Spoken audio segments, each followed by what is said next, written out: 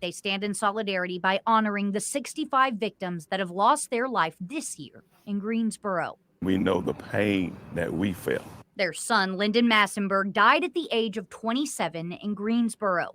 His parents say it's important to advocate against violence in our community by sharing his story. He was maybe in a robbery. He was sitting in his car, and somebody came up and shot him. He had his door open and come up on him. His murder case. Shit. Robbed. Come up on him. His murder case is still unsolved. They urge anyone with any information to call Greensboro Crime Stoppers. Every time we see or hear of a murder, our memory of his loss comes back. Deputy Chief Renee Sigmund was also in attendance at tonight's. Well, that's good. The chief is a woman, so they're in good hands, man. She has a knack for fighting crime. Yeah, man. She's a natural. She's in her natural position, man. And was also in attendance at tonight's vigil. She says it's important to keep the names and stories of the victims alive. The vigil is a start.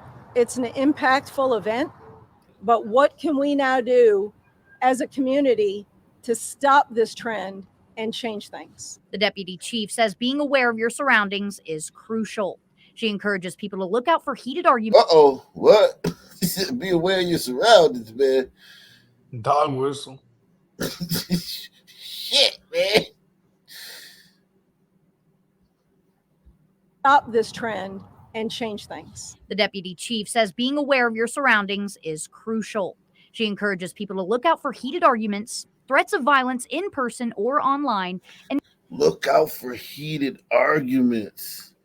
So if you hear some elevated voices, elevated son voices, stop, drop, roll. It's a fire.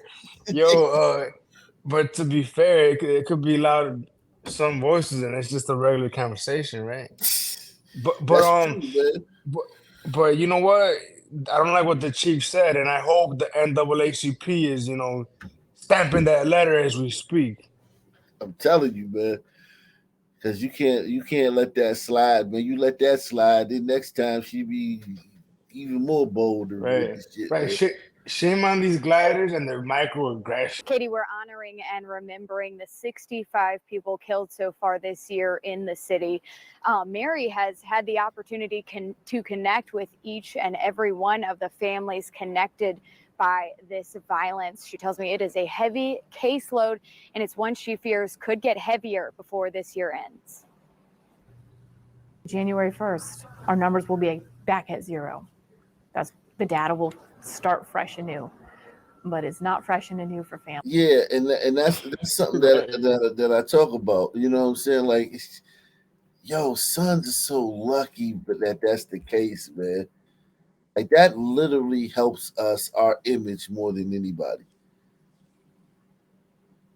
Because it's like on January 1st, let's just say they end up with 80 murders at the end of the year, right? On January 1st, they will have 0 murders. And then they'll have 1. And they get to talk, then by like February, they say, hey, we have 14 murders this year. And it's like, literally, no, you literally have like, it all is connected. All of it's connected. First, our numbers will be back at zero. The data will start fresh and new, but it's not fresh and new for families. I do worry, like, how long can I keep up the stamina? Mary Nero's desk is covered with dozens of stacks of Crime Stoppers posters seeking information on various Greensboro homicides. Oh, you want information on Greensboro homicides? Let's go look at the people arrested for homicides in Greensboro, okay? I wonder, and I'm sure she does. She doesn't look that dumb. I wonder if that glider queen notices a pattern. And what does she think about this pattern? Let me guess. Poverty. Here are the people arrested for homicides in Greensboro.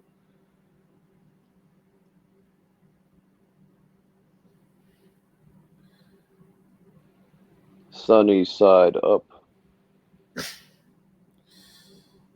I mean, oh shit! Look at this guy. This glider, man. What happened with this glider? Uh-oh. Yo, he killed 3. Damn, 3 brothers. What the Sounds. When was this? what the fuck? Okay, we gotta Yo, I think whew. I think Bancroft missed this one. I think ESPN forgot about this one. We gotta look at that, man. Hold on, man. We begin with new details about a Greensboro man facing 3 first-degree murder charges. The first victim died in January, the second in March. A third was found dead in Virginia earlier this month. Yo, Damn. Yo, He's on a road trip. he didn't get robbed, so that's good. Yo, but you weren't kidding when you said the glider. Today's the glider day or what? It's the Yeah. glider Greensboro man edition of facing 3 first-degree murder charges. The first victim died in January, the second in March. A third was found dead in Virginia earlier this month. Police say John Richardson is responsible for all 3. WFNY News 2's Grace Holland spoke to people who knew the victims and dug deeper into Richardson's criminal history. None of those men deserved that. I can only imagine what could have happened if he wasn't caught. The man arrested for the shooting deaths of their loved ones, now charged in the death of a third man. At this point, I'm feeling like he's a serial killer. Greensboro police charged 53-year-old John Richardson with first-degree Rarely murder does of that James word get Goolsby. Goolsby used with some people in mind.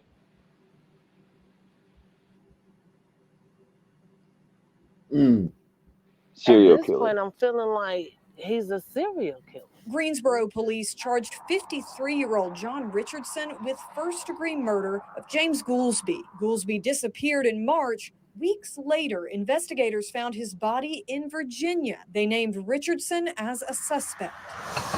Richardson was already in custody for 2 other homicide cases. He's accused of killing Michael Hemphill in January. Very sad situation. You know, I hate to see him die violently and being such a good person.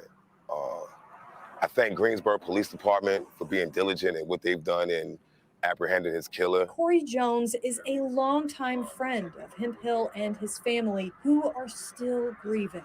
He was everything. He was a great brother. He was a great father. He was a great uncle. He was everything that you needed him to be when you needed him to be that. It's just weird for him not to be here.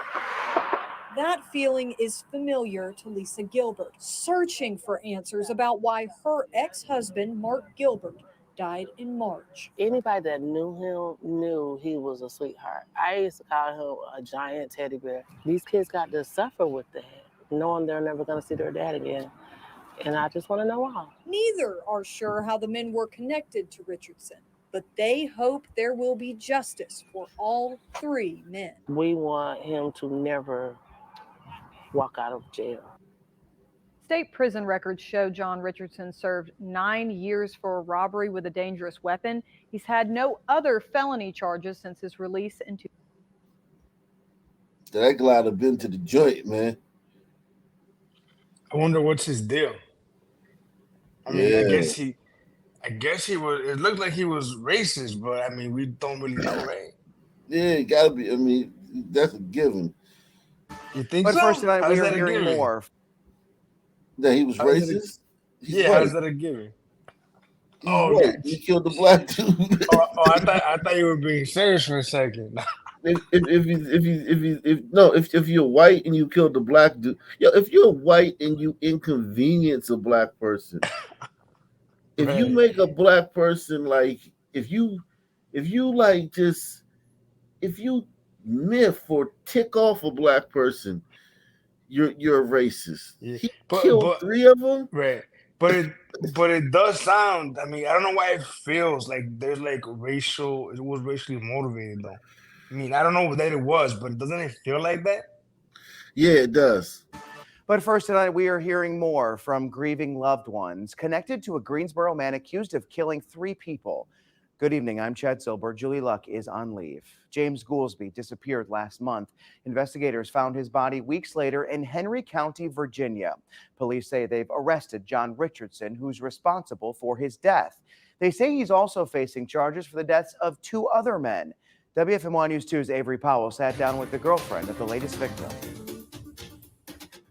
John Richardson faces charges in the deaths of those 3 men, and family and friends of the victims are searching for answers. Tonight, I spoke to the most recent victim's girlfriend. She says the love of her. Uh-oh. That's what he get. The sisters is all the sisters like, see, that's what he get.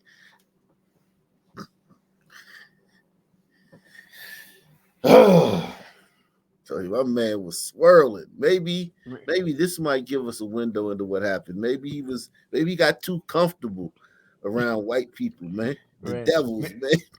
Yo, maybe Dr. Umar is right after all.